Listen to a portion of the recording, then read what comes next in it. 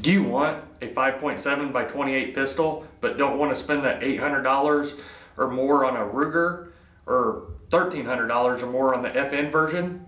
Well, the answer to your prayers may be here with the PSA Rock 5.7. But how does it perform, and is it worth the money?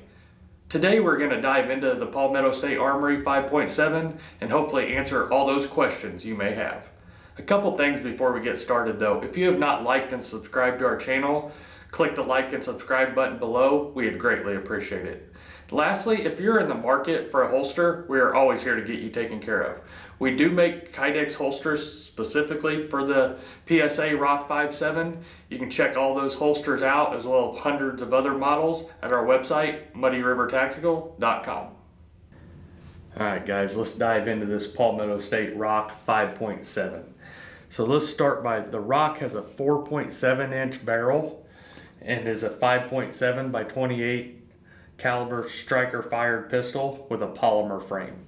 It weighs in at roughly 25 ounces empty, so it is fairly lightweight for being this big of a gun.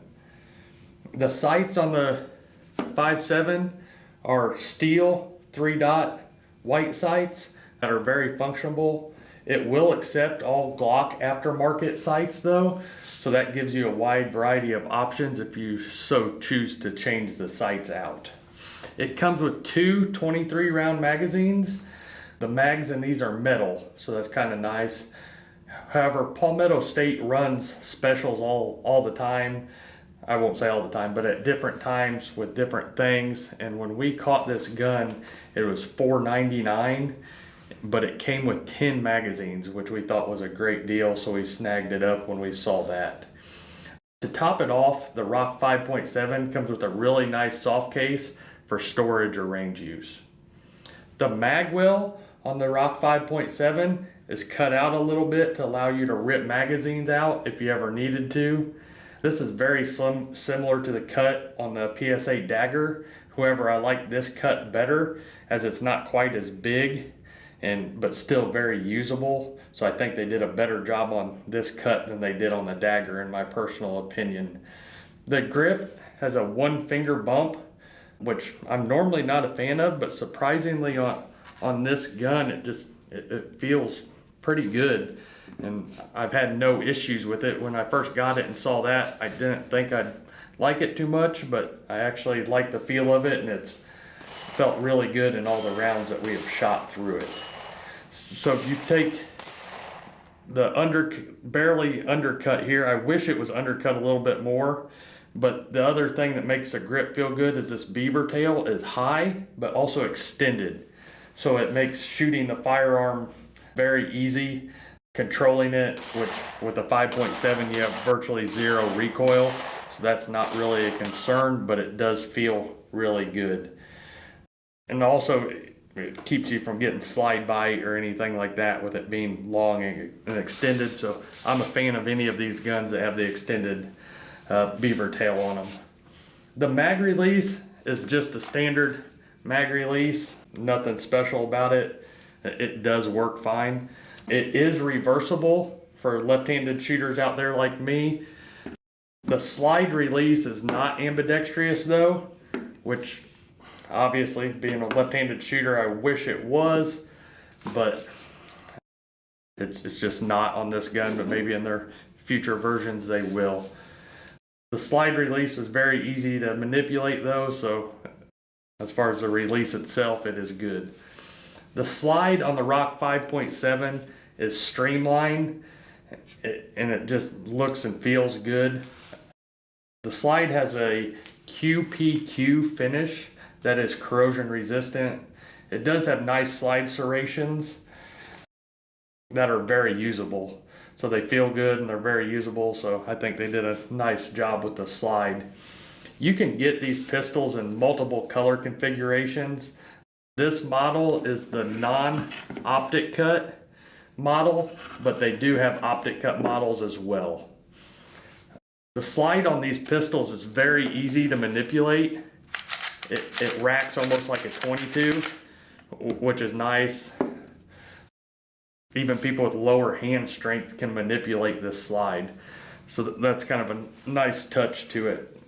The Rock 5.7 comes with a 3-slot Picatinny rail for use with any lights or lasers if you so choose to add one.